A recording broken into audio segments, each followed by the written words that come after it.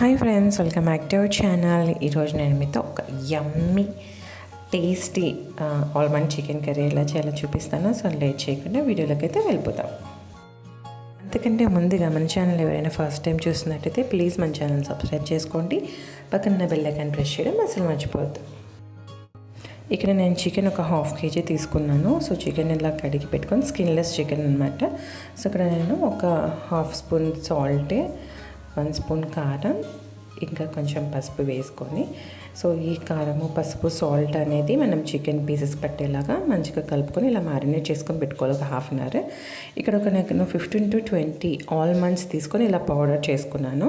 చేసుకున్న పౌడర్లో నేను కొంచెం వాటర్ వేసుకొని పేస్ట్ లాగా చేసుకున్నాను అనమాట ఇలా. అలాగే ఆనియన్స్ 2 బిగ్ సైజ్ ఆనియన్స్ ఇలా ముక్కల్ని ఆనియన్స్ కూడా పేస్ట్ చేసుకోవాలి. సో ఇలా పేస్ట్ చేసుకొని పెట్టుకున్నాక మనం స్టవ్ ఆన్ చేసుకొని ప్యాన్ పెట్టుకొని అందులో ఒక 3 స్పూన్స్ ఆయిల్ వేసుకోవాలి. ఆయిల్ వేసుకున్న తర్వాత ఇందులో చెక్కలు లవంగాలు వేసుకొని ఫ్రై అయిన తర్వాత ఒక చిన్న కట్ట మెంతి ఆకుని వేసుకొని మనం ఫ్రై చేసుకోవాలి. ఖచ్చితంగా మనం ఈ కర్రీలో మెంతాకు అనేది కంపల్సరీగా వేసుకోవాలి. ఇప్పుడు మనం ఆనియన్ పేస్ట్ని కూడా వేసుకొని బాగా ఫ్రై చేసుకోవాలి.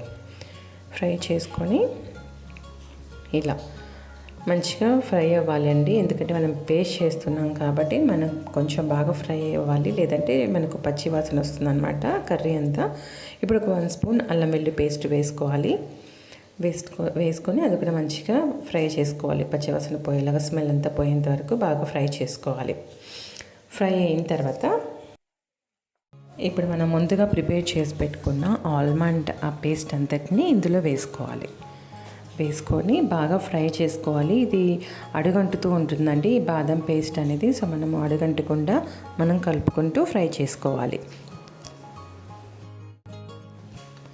ఇప్పుడు 1 స్పూన్ కారం, ఇంకా 1 స్పూన్ ధనియాల పొడి వేసుకోవాలి. ఎక్కువ వేసుకోకూడదు, ఎందుకంటే ఆల్రెడీ మనం చికెన్ మ్యారినేట్ చేసి పెట్టుకున్నాం కాబట్టి. సో ఇప్పుడు వేసుకొని అది బాగా ఫ్రై చేసుకోవాలి.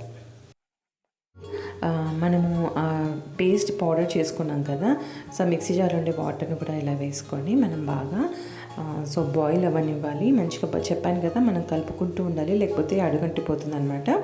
ఇప్పుడు ఇందులో మనం మ్యారినేట్ చేసుకున్న చికెన్ వేసేసుకుందాం. చికెన్ వేసి బాగా చికెన్కి మనం ఈ ఆల్మండ్ ఆనియన్ పేస్ట్ అంతా పట్టేలాగా మనం బాగా కలుపుకోవాలి.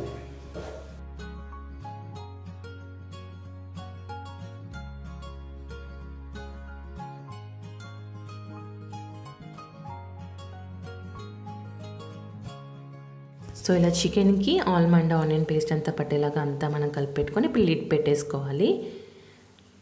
లిడ్ పెట్టుకొని సో మీడియంలో మనం మధ్యలో కలుపుకుంటూ సో నేను చెక్ చేసుకుంటూ ఉండాలి. చెప్పాను కదా అడుగంటిపోతుందని.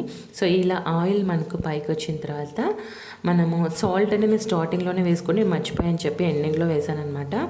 సో ఎప్పుడైతే మనం ఈ ఆల్మండ్ పేస్ట్ వేసేస్తాం కదా, అప్పుడే సాల్ట్ని కూడా వేసేసేయాలి. సో మనం కొంచెం ఆయిల్ అనేది ఇలా పైకి వస్తుందంటే మనకు కుక్ అయిపోయినట్టే. సో అంతే అండి, ఎంతో యమ్మీ అండ్ టేస్టీగా ఉండే ఆల్మండ్ చికెన్ కర్రీ మీరు కూడా ట్రై చేసి ఎలా ఉందో నాకు కామెంట్లో చెప్పేయండి. మరి ఒక వీడియోతో మళ్ళీ మీ ముందుకు వస్తాను. అంతవరకు టేక్ కేర్, బాయ్.